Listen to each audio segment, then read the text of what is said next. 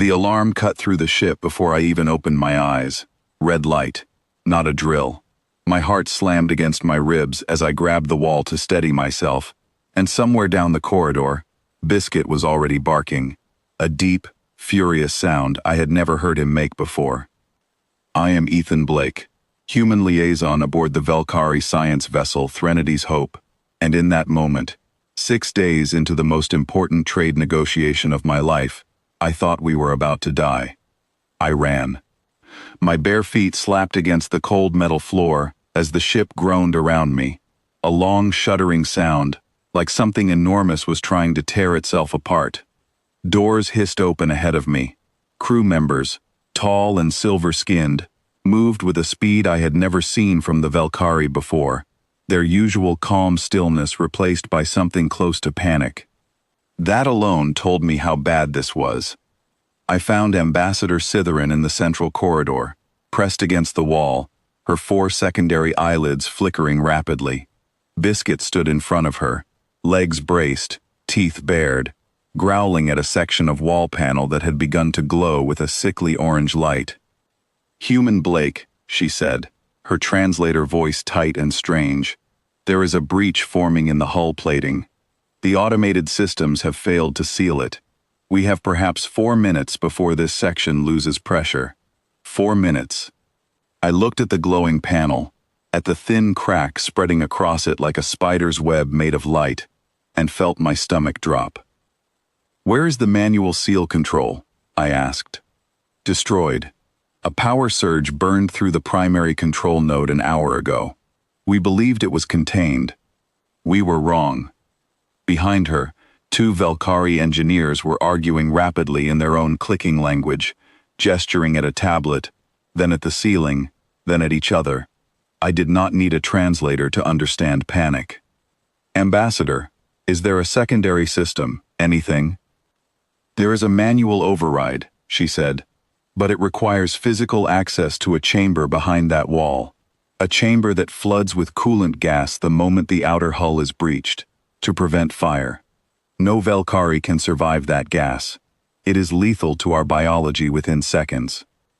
I stared at her, but it's not lethal to mine. For a moment, neither of us spoke. Biscuit kept growling at the glowing crack, low and steady, like he understood exactly what was happening, and simply refused to be afraid of it. "The chamber is small," Cytherin said quickly. "Narrow. Built for our engineers, who are smaller than you at the joints.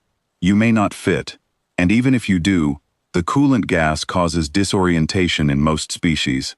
You would need to work quickly, in darkness, without losing consciousness."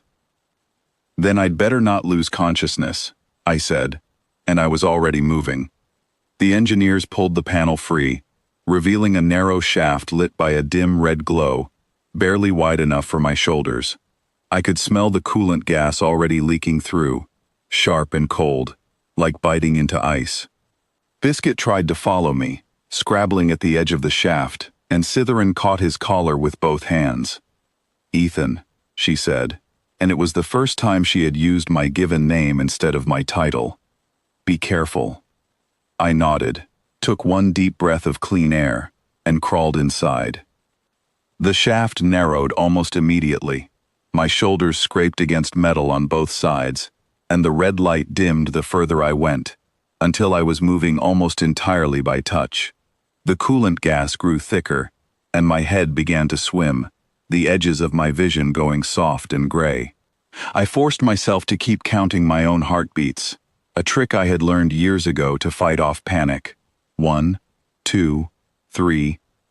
Behind me, faintly, I could still hear Biscuit barking. Somehow that sound cut through the fog in my head better than anything else could have. I found the override panel exactly where Cytherin had described it, a small metal box with 3 levers, each labeled in Velkari script I could not read. My fingers were clumsy from the cold and the gas. I pressed the comm unit clipped to my collar. "Cytherin, I'm at the panel. 3 levers. I need you to tell me which one." Her voice crackled back, strained. "The center lever seals the breach. The others control pressure balance. If you pull the wrong one first, You risk venting this entire section to space. Which one is the center? I cannot see you, Ethan. You must tell me what you feel. My hand shook as I ran my fingers across the levers. 1, 2, 3, evenly spaced, identical by touch. The gas was thick enough now that my thoughts felt slow, syrupy, difficult to hold on to. I pictured Biscuit's face, the way he looked at me every morning, like I was the most important thing in the universe, and used that small, stupid, perfect image to steady myself. There are 3, I said. I'm guessing the middle one is truly in the middle. I'm pulling it. Wait, she said, sharp and sudden. The panel may have been installed reverse during the last repair cycle.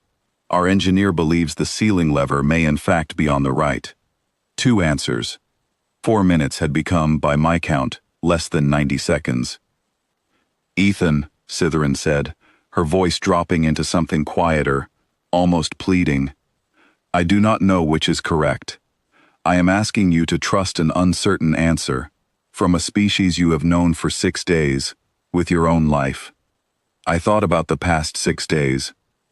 About the small transactions of trust, the shared meals, the moment she broke off a piece of her own food and set it on the floor for a dog who only knew how to ask by staring and waiting. Trust built in small pieces, 1 piece at a time, until there was enough of it to stand on. I trust you, I said, and I pulled the lever on the right.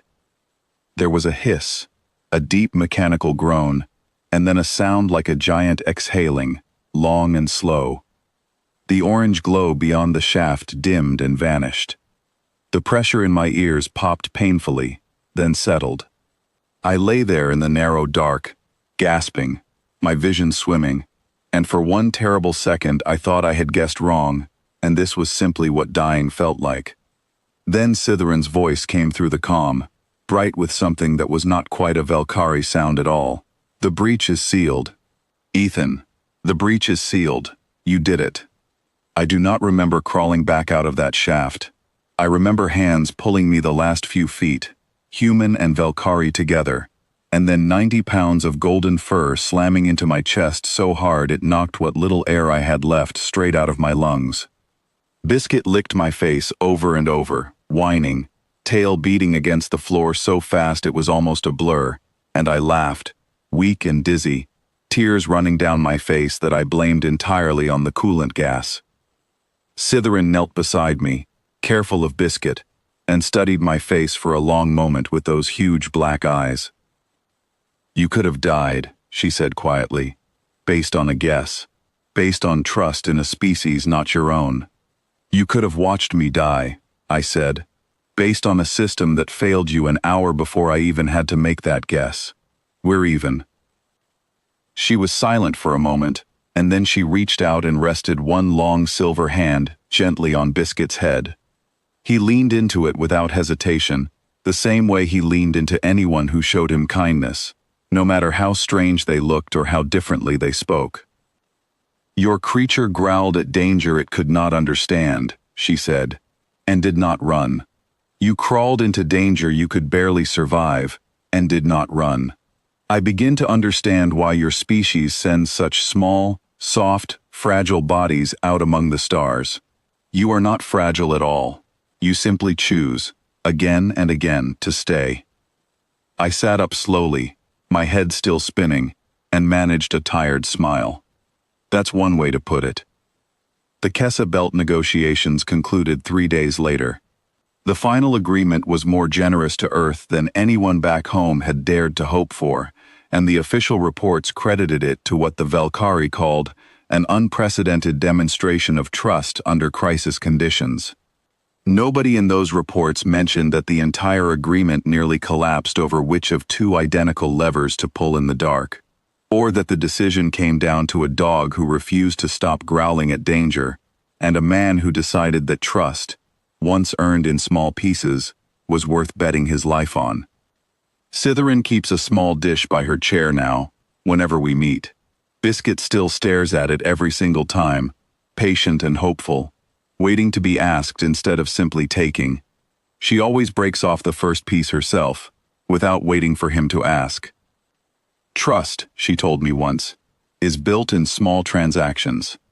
I think about that every time I remember the sound of that lever clicking into place, and the warm, ridiculous, wonderful weight of a dog throwing himself into my arms like I had never once been in any danger at all.